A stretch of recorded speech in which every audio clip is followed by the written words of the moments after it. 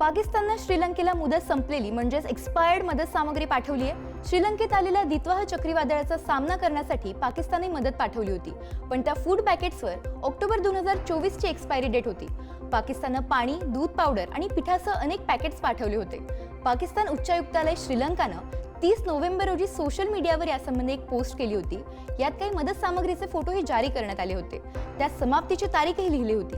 ही post viral झाल्यानंतर अनेक युजर्सनी पाकिस्तानवर टीका केली आहे, मात्र अद्यापही पाकिस्तानची कोणती प्रतिक्रिया समोर आली नाही।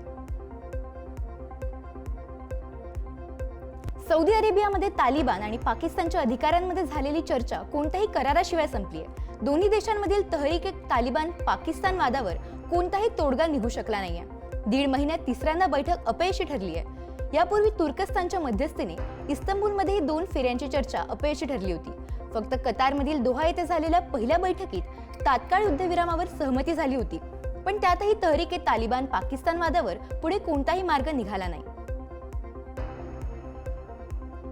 पाकिस्तानमध्ये 27व्या घटना दुरुस्तीनंतरही field marshal Asim Munir chief of defence forces बनू शकले नाहीत। यासाठी 29 नोव्हेंबर रोजी अधिसूचना जारी होणार होती, परंतु 3 दिवसांनंतरही हे पद रिक्त आहे। पाकिस्तानी संसदेनं 12 नोव्हेंबर रोजी दुरुस्ती करून लष्कर प्रमुखांना अधिक अधिकार देण्यासाठी सीडीएफ पद तयार केलं होतं। आसिम मुनीर यांना हे पद मिळताच अणुबॉम्बची कमानही त्यांना मिळाली असती। यामुळे मुनीर देशातील सर्वात शक्तिशाली व्यक्ती बनले असते, पण यासाठी आवश्यक असलेल्या अधिसूचनेवर पंतप्रधान शहबाज शरीफ यांनी अद्याप स्वाक्षरी केली नाही। पाकिस्तानमध्ये मानवी इम्युनो डिफिशियन्सी व्हायरस अर्थात HIV संसर्गानं आता महामारीचं रूप धारण केलंय। गेल्या 15 वर्षात पाकिस्तानमध्ये HIVच्या रुग्णांमध्ये 200% अधिक वाढ नोंदवली गेली आहे, म्हणजेच रुग्णांची संख्या तिप्पट झाली आहे। या वाढत्या रुग्णसंख्येमुळे जागतिक आरोग्य संघटनेनं चिंता व्यक्त केली आहे। एका रिपोर्टनुसार 2010 मध्ये देशात HIVचे एकूण 16,000 रुग्ण होते। ही संख्या 2024 पर्यंत वाढून 48,000 झाली आहे। न्यूयॉर्कमध्ये स्थलांतरितांच्या तपासणीच्या नावावर अनेकांना अटक करण्यात आली आहे। स्थलांतरितांना त्रास दिला जात असल्याचा आरोप आहे। मी न्यूयॉर्कच्या लोकांसोबत आहे। ICEच्या छाप्यांमध्ये न्यूयॉर्क पोलीस सहभागी होणार नाहीत। बेकायदेशीर कारवाई न्यूयॉर्कमध्ये होऊ दिली जाणार नाही, असं वक्तव्य महापौर झोहरान ममदानी यांनी केलंय। माझी पहिली ओळख भारतीय वारसा आहे। भारत नेहमीच माझ्या हृदयाजवळ आहे। न्यूयॉर्कचा पहिला भारतवंशी महापौर बनणे निश्चितच अभिमानाची गोष्ट आहे, असं विधान यावेळी ममदानी यांनी केलंय। युक्रेनचे अध्यक्ष व्लादिमीर झेलेन्स्की यांनी पॅरिसमध्ये फ्रान्सचे अध्यक्ष इमॅन्युएल मॅक्रॉन यांची भेट घेतली। ही भेट अत्यंत महत्त्वाची मानली जाते। रशिया आणि युक्रेनमधील युद्ध जवळपास गेल्या 4 वर्षांपासून सुरू आहे। हे युद्ध थांबवण्यासाठी आंतरराष्ट्रीय स्तरावर प्रयत्न सुरू आहेत। दोन्ही देशांमध्ये कायमस्वरूपी शांतता प्रस्थापित करण्यासाठी अनेक राजकीय प्रयत्नही करण्यात येत आहेत। दोन्ही नेत्यांच्या या भेटीमुळे युक्रेन रशिया युद्ध लवकरच थांबेल अशा आशा आता उत्पन्न होताना दिसतात। बांगलादेशचे माजी पंतप्रधान खालिदा झिया यांची प्रकृती सध्या चिंताजनक आहे। खालिदा झिया यांच्या बांगलादेश नॅशनल पार्टीने दिलेल्या माहितीनुसार खालिदा झिया यांना व्हेंटिलेटरवर ठेवण्यात आलंय। ते मागील अनेक वर्षांपासून किडनी, डायबिटीज, संधिताव आणि डोळ्यांच्या समस्यांनी ग्रस्त आहेत। त्यांना 23 नोव्हेंबर रोजी रुग्णालयात दाखल करण्यात आलं होतं। दरम्यान त्यांच्या प्रकृतीबद्दल पंतप्रधान नरेंद्र मोदी यांनी चिंता व्यक्त केली आहे। त्यांची प्रकृती चिंताजनक असल्याचं ऐकून वाईट वाटलं। ते लवकर बरे व्हावे यासाठी मोदी यांनी प्रार्थना देखील केली आहे। अमेरिकेचे राष्ट्राध्यक्ष डोनाल्ड ट्रम्प यांनी आपल्या बालपणीची काही वर्षे घालवलेलं न्यूयॉर्कमधील ऐतिहासिक घर पुन्हा एकदा चर्चेत आलंय। क्वीन्स येथील जमैका इस्टेट्स या पॉश भागात असलेलं हे घर आता सुमारे 19 कोटी रुपयांच्या किमतीत विक्रीसाठी उपलब्ध झालंय। हे घर 1940च्या दशकात ट्रम्प यांचे वडील फ्रेड ट्रम्प यांनी बांधलं होतं। या घरात ट्रम्प यांनी त्यांच्या बालपणीची 4 वर्ष घालवली होती।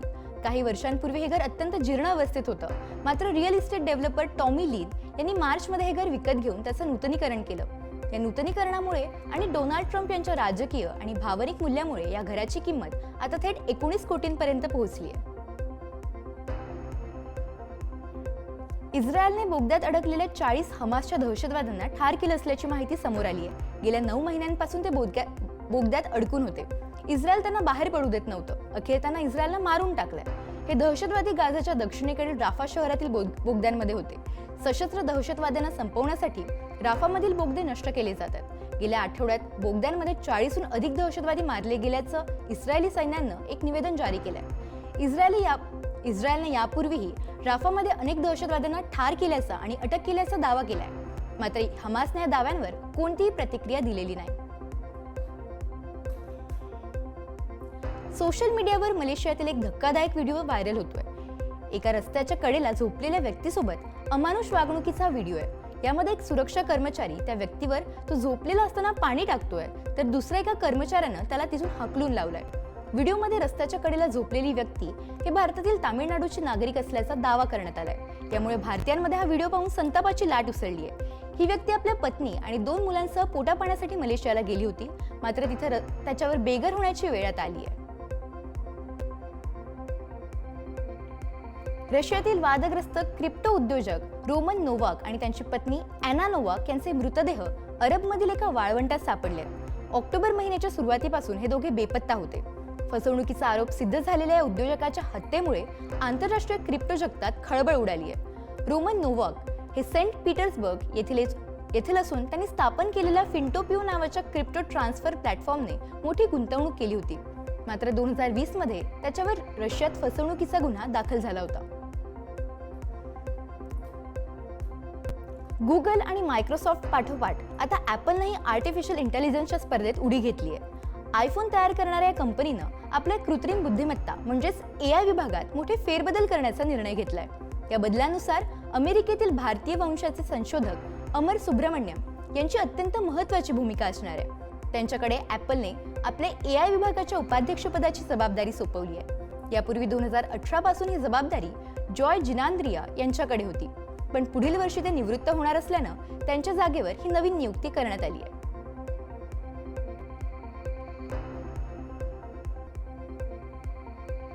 SR मुद्द्यावरून आणि मतदानात गैरप्रकाराच्या आरोपावरून संसदेत सलग दुसऱ्या दिवशी गोंधळ झाला.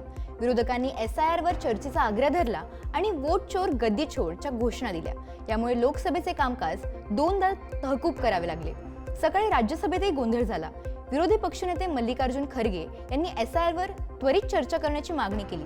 त्यानंतर केंद्रीय मंत्री किरेन रिजिजू यांनी सरकार SIR आणि निवडणूक सुधारणांवर चर्चा करण्यास तयार आहे असं सांगितलं.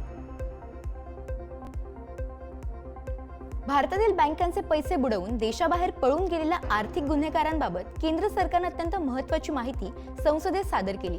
सरकारनं सादर केलेल्या आकडेवारीनुसार या गुन्हेगारांकडे बँकांची थकीत रक्कम 58,000 कोटी रुपये इतकी आहे. यामध्ये मूळ रक्कम आणि इतक्या वर्षांमध्ये साठलेले व्याज या दोन्हींचा समावेश आहे. या पळून गेलेल्या गुन्हेगारांमध्ये भारतीय बँकिंग सिस्टीमची फसवणूक करणाऱ्या काही हाय प्रोफाईल नावांचा देखील समावेश आहे. यामध्ये विजय मल्ल्या, नीरव मोदी आणि संदेशरा फॅमिली यांचा समावेश आहे. बँकांनी वेगवेगळ्या मालमत्तांची जप्ती आणि विक्री करून आतापर्यंत 19,187 कोटी रुपये वसूल केलेत. कर्नाटकात मुख्यमंत्री पदाच्या खुर्चीवरून सुरू असलेल्या वादादरम्यान मंगळवारी सकाळी मुख्यमंत्री सिद्धरामय्या आणि उपमुख्यमंत्री DK शिवकुमार यांनी पुन्हा एकदा एकत्र नाश्ता केला. गेल्या 4 दिवसात दुसऱ्यांदा दोघांची नाश्त्यावर भेट झाली. सिद्धरामय्या मंगळवारी सकाळी शिवकुमार यांच्या घरी पोहोचले. तिथे DK शिवकुमार आणि त्यांचे बंधू माजी खासदार DK सुरेश यांनी त्यांचं स्वागत केलं. त्यानंतर तिघांनी एकत्र बसून पारंपरिक नाटी चिकन आणि इडलीचा आस्वाद घेतला. यापूर्वी 29 नोव्हेंबर रोजीही दोघांनी एकत्र नाश्ता केला होता. ₹42 घसरून डॉलरच्या तुलनेत 89.95च्या विक्रमी निच्चांकी स्तरावर पोहोचलाय. आयातदारांकडून अमेरिकन चलनाला सततची मागणी असल्यानं रुपया निच्चांकी पातळीवर पोहोचलाय.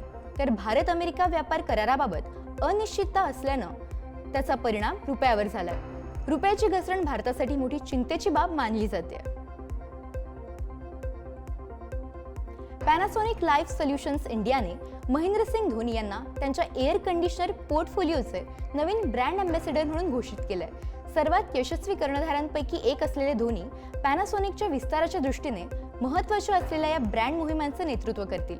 धोनी फक्त एक स्टार नाही, तर ते भारतीय ग्राहकांसोबत चांगलं नातं निर्माण करतात, असं पॅनासॉनिक लाईफ सोल्युशन्स इंडियाचे व्यवस्थापकीय संचालक आणि CEO तदाशी चिबा यांनी म्हटलंय. उत्तर प्रदेशच्या बलरामपूरमध्ये ट्रकची धडक बसून एका बसला आग लागली. यामध्ये 3 लोक जिवंत जळाले आणि 24 जण भाजले असल्याची माहिती समोर आली आहे. यापैकी 6 जणांची प्रकृती गंभीर आहे. ट्रकची जोरदार धडक बसल्यानं बस 100 मीटरपर्यंत फरफटत जाऊन हाय टेन्शन लाईनच्या विजेच्या खांबाला धडकली. खांब तुटून बसवर पडला, त्यामुळे बसमध्ये करंट पसरला आणि शॉर्ट सर्किट होऊन आग लागली. त्यानंतर अग्निशमन दलानं घटनास्थळी धाव घेत आगीवर नियंत्रण मिळवलं. तसंच अडकलेल्या प्रवाशांना बाहेर काढून त्यांना उपचारासाठी रुग्णालयात दाखल केलं. छत्तीसगडमधील दुर्ग जिल्ह्यात भरधाव फॉर्च्युनरनं सायकल स्वार 2 मुलांना चिरडलं. त्यामुळे एका मुलाचा जागीच मृत्यू झाला तर दुसऱ्याची प्रकृती गंभीर आहे. जखमी मुलाच्या डोक्याला गंभीर दुखापत झाल्यानं तो व्हेंटिलेटरवर आहे. फॉर्च्युनरनं जोरदार धडक दिल्यानं दोन्ही मुलं हवेत सुमारे 2 फूट उडाली. त्यानंतर सायकलसह रस्त्यावर 20 ते 30 मीटरपर्यंत फरफटत गेली. एवढा धक्कादायक प्रकार समोर आल्यानंतरही याबद्दल कोणताही गुन्हा अद्याप दाखल झालेला नाही. कुवेतहून हैदराबादला येणाऱ्या इंडिगोच्या 6E1234 क्रमांकाच्या विमानाचं मंगळवारी सकाळी बॉम्बच्या धमकीनंतर मुंबई विमानतळावर आपत्कालीन लँडिंग करण्यात आलं. हैदराबाद विमानतळाला एका मेलद्वारे विमानात बॉम्ब असल्याची माहिती मिळाली होती. त्यानंतर तात्काळ सर्व यंत्रणांना सतर्क करण्यात आलं असल्याची माहिती अधिकाऱ्यांनी दिली.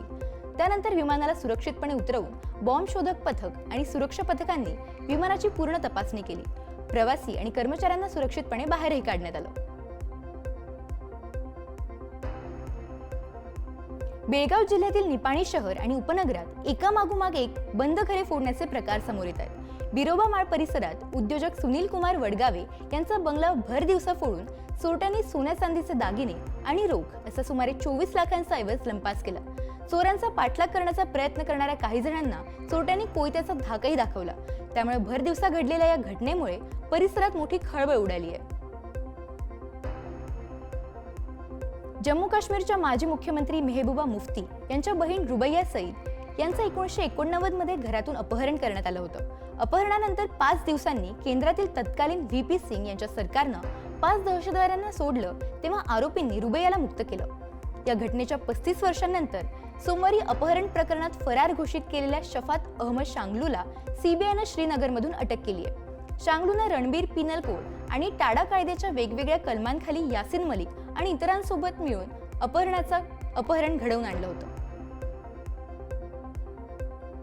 उत्तर प्रदेशच्या अलीगड जिल्ह्यात एका 28 वर्षीय महिला कॉन्स्टेबलचा संशयास्पद मृत्यू झाल्यानं खळबळ उडाली आहे. या पोलीस महिलेनं गळफास घेतल्याचं सांगितलं जात आहे, पण त्याच्या कुटुंबानं मुलीच्या मृत्यूवर प्रश्नचिन्ह उपस्थित केले. मुलीची हत्या झाल्याचा आरोप कुटुंबियांनी केलाय. माझी मुलगी टोकाचं पाऊल उचलू शकत नाही. मुलीचा आधी गळा दाबला आणि त्यानंतर तिला फासावर लटकवलं, जेणेकरून तिने गळफास घेतल्याचं वाटेल. ती मानसिकरित्या मजबूत होती असा दावा तिच्या वडिलांनी केलाय. तर अद्याप याबाबत कुठलीही लेखी तक्रार मिळाली नाही असं पोलिसांनी म्हटलंय. चेन्नईमध्ये ब्लू लाईनची एक मेट्रो ट्रेन अचानक तांत्रिक बिघाडामुळे 2 स्टेशनच्या मध्येच थांबली होती. ट्रेनमधील वीज अचानक गेल्यानं प्रवासी 10 मिनिटं ट्रेनमध्ये अंधारात अडकले होते. त्यानंतर अधिकाऱ्यांनी त्यांना पायी चालत जवळच्या हायकोर्ट स्टेशनपर्यंत जाण्यास सांगितलं. त्यानंतर लोक रेलिंग पकडून बोगद्यात पायी चालत जातानाचा एक व्हिडिओ सोशल मीडियावर समोर आलाय. याबद्दल मेट्रो प्रशासनानं दिलगिरी व्यक्त केली असून घटनेनंतर सेवा पूर्ववत करण्यात आली आहे. भारत सरकारनं चालू आर्थिक वर्षाच्या दुसऱ्या तिमाहीत वास्तविक जीडीपी 8.2% गेल्याचं सांगितलंय, जो गेल्या वर्षीच्या याच कालावधीत नोंदवलेल्या जीडीपी पेक्षा 5.6% अधिक आहे. भारतानं आपलं सकल देशांतर्गत उत्पादन 7.3 ट्रिलियन अमेरिकन डॉलर्स असण्याचा अंदाज व्यक्त केलाय. तर आंतरराष्ट्रीय नाणेनिधीनं आपल्या ताज्या अहवालात भारताच्या जीडीपी आणि भारतानं सांगितलेल्या या आकड्यांना सी रेटिंग दिलंय. त्यामुळे काँग्रेसनं भारत सरकारवर प्रश्नचिन्ह उपस्थित करत IMFनं जीडीपीला सी रेटिंग का दिला असा सवाल उपस्थित केलाय. हॉटेल, रेस्टॉरंट आणि केटरिंगचा व्यवसाय करणाऱ्यांना दिलासादायक बातमी आहे. व्यावसायिक LPG सिलेंडरच्या दरात 10 रुपयांनी कपात करण्यात आली आहे. सोबतच घरगुती LPGचे दरही स्थिर ठेवण्यात आले आहेत. व्यावसायिक 19 किलो वजनाच्या LPG सिलेंडरची दिल्लीतील किंमत 1580 रुपये झाली आहे. ऑक्टोबर महिन्यात 15 रुपये 50 पैशांनी वाढ झाल्यानंतर सलग दुसऱ्या महिन्यात व्यावसायिक सिलेंडरच्या दरात कपात करण्यात आली आहे. घरगुती वापराच्या LPG सिलेंडरची किंमत 853 रुपयांवर स्थिर ठेवण्यात आली आहे.